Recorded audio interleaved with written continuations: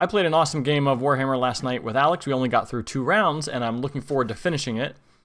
I'm so obsessed with this game, I've been thinking about it so much, I wanted to make a battle report video explaining what happened so far, and part 2 will be when we finish the battle. So after you finish this one, let me know who you think's in the lead after battle round 2. I'm going to go over most of the video in this diagram format, but first, let's go through a quick army review live. For the Eldar army, we're a pretty heavy mechanized army against a whole bunch of infantry, which will be interesting. We got fire prisms, the Yncarne, a wave serpent, in which we have a squad of 5 Wraith Guard, Spirit Seer, and Fuegan, or Fuegan. We have a D-Cannon in reserves, Wraith Lord, Farseer, Death Jester keeping an eye on everything, regular Autarch, Swooping Hawks, and over there we've got Illic Nightspear with a squad of 5 Rangers. And what do the Space Marines have? So we have James Bond Jr., the lone operative lieutenant with combi weapons. We have an Impulsor that's fielding a unit of Incursors. We have Uriel Ventress over here with his old men.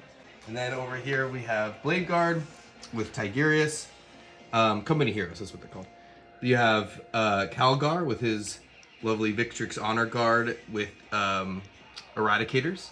And you have a whole 10-man of Assault Intercessors with Cato Sicarius and an Apothecary. And then in reserve, you have a Bioglus Apothecary with 6 Aggressors, 3 Inceptors, a Chaplain with a Jump Pack, and 5 Jump.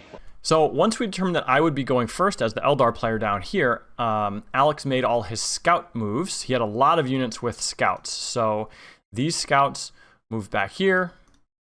The Impulsor, which was carrying the Incursors, scouted this way. Whoa.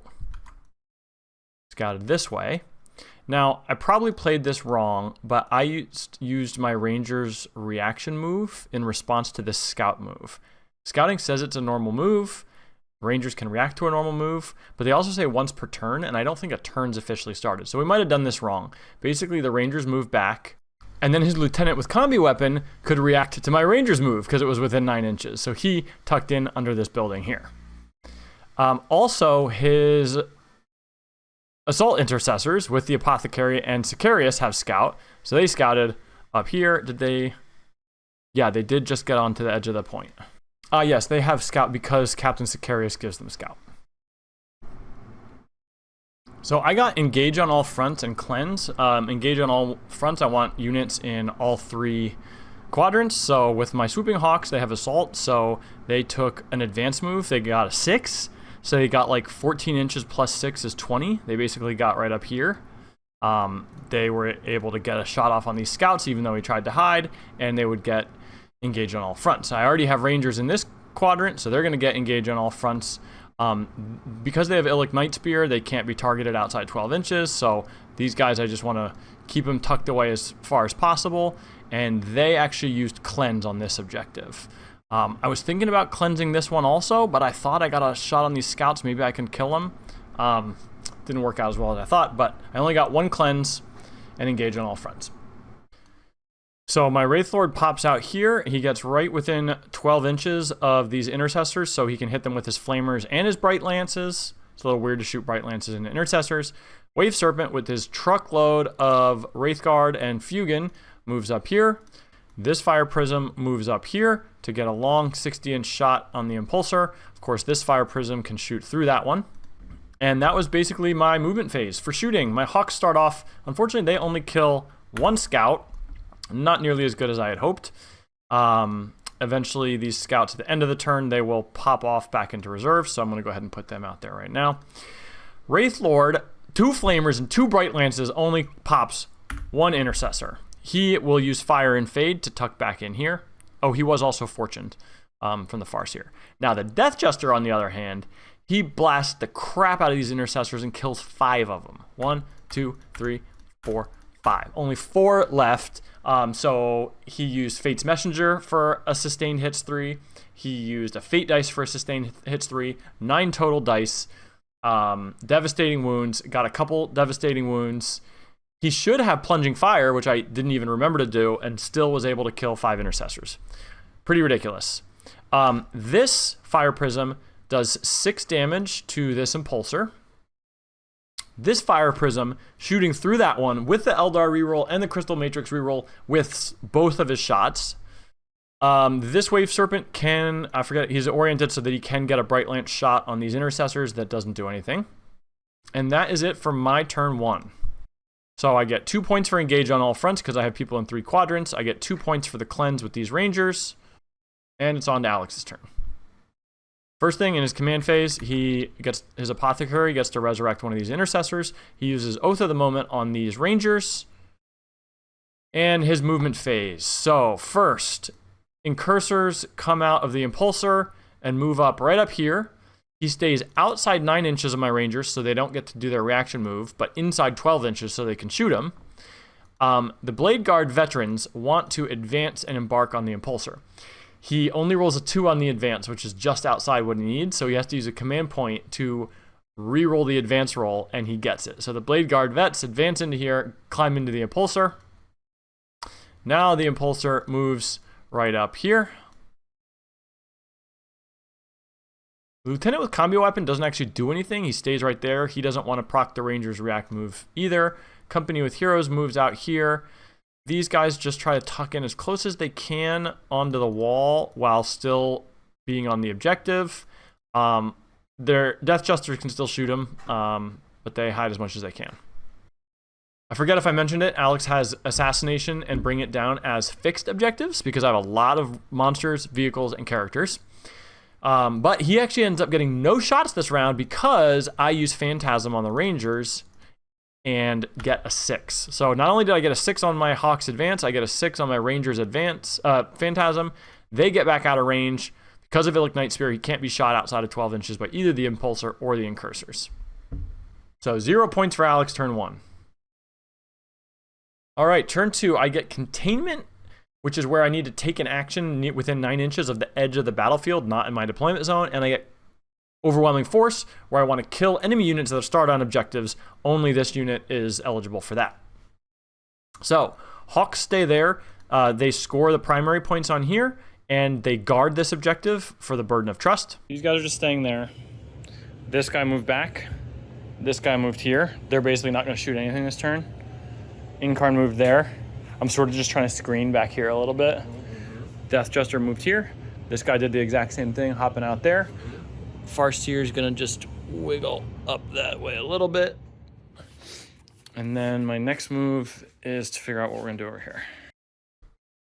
And then the big decision is, am I going to go ham on this quadrant up in here? And I decide I am going to. Rangers tuck back even farther.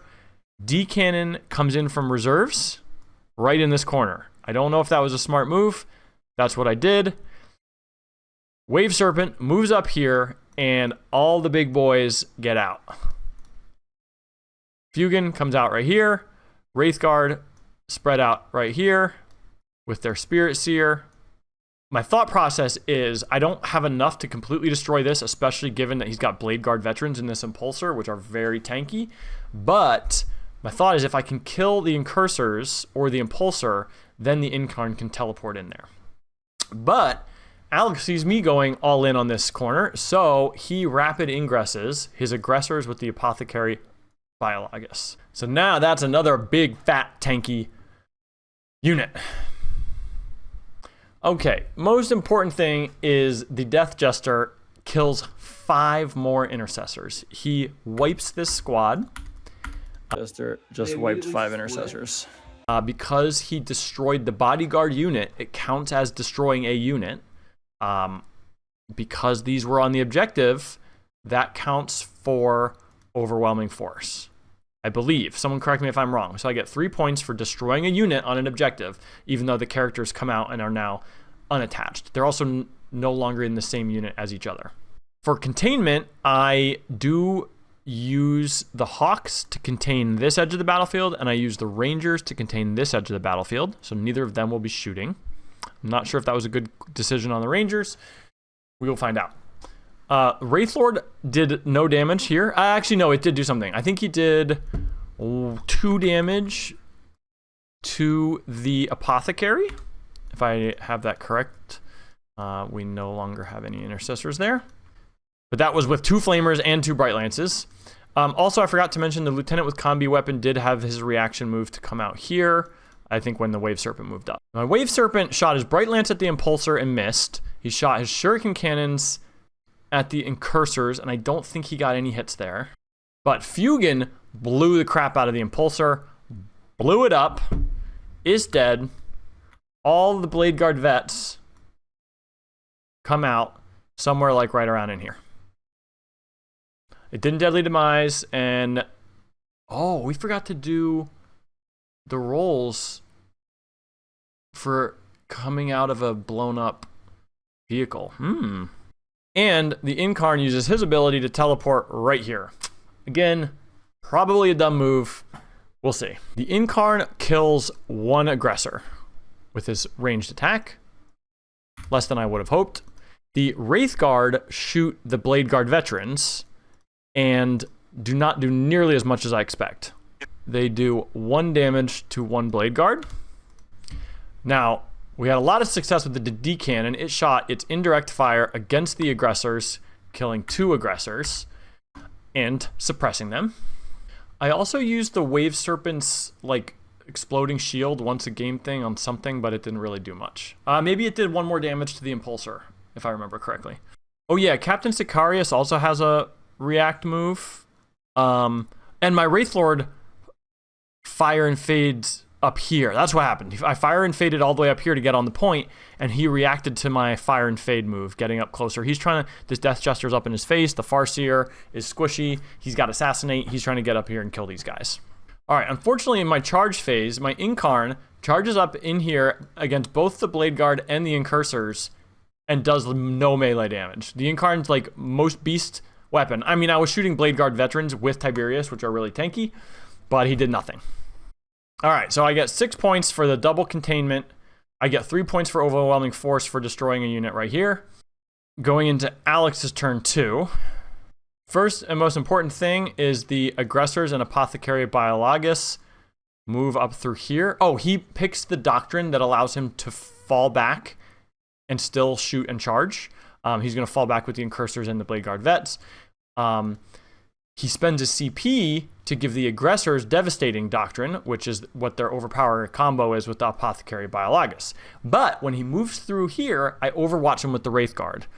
So you get 5 dice. I roll 3 natural 6s.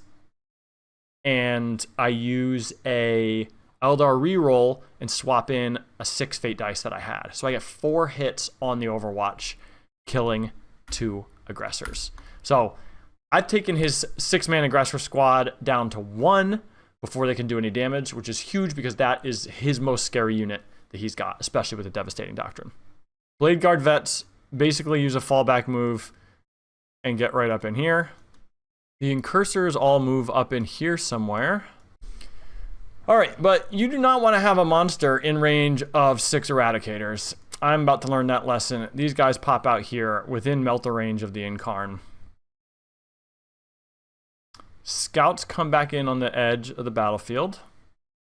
Inceptors use their meteoric, whatever I'm gonna call it, that lets them deep strike within 3 inches of other things, coming in right here. Lieutenant with combi weapon, who we call James Bond, moves up here. The Apothecary moves down here. Sicarius moves in here to try to kill the Farseer. The Death Jester's up on the floor way above him. It's important to note that because my Wraithlord was on this point, Alex didn't score any primary objectives at the beginning of turn 2. He did guard this objective. All right, so the Incursors go first in the shooting phase. They split their fire on the Yncarne. They don't do any damage, but they weaken him. They give all other, basically +1 to hit again when other friendly units hit the Yncarne. They do 1 damage to Fuegan. With +1 to hit, these Meltas just absolutely wreck the Yncarne. Yeah, having damage. Yeah, invuln save. Yncarne's dead. And Yncarne is both a character and a monster, and I think that counts as Bring It Down and Assassinate. So the Apothecary Biologus and the Aggressor is in Devastating Doctrine. He's got lethal hits and sustained hits, critting on 5s and 6s. They put 2 more wounds on Fuegan, so he's up to 3. Scepters just overloaded their plasma pistols into this guy and blew him off the map on one turn, which is a vehicle. So that's the D cannon is a vehicle, so that's another bring it down.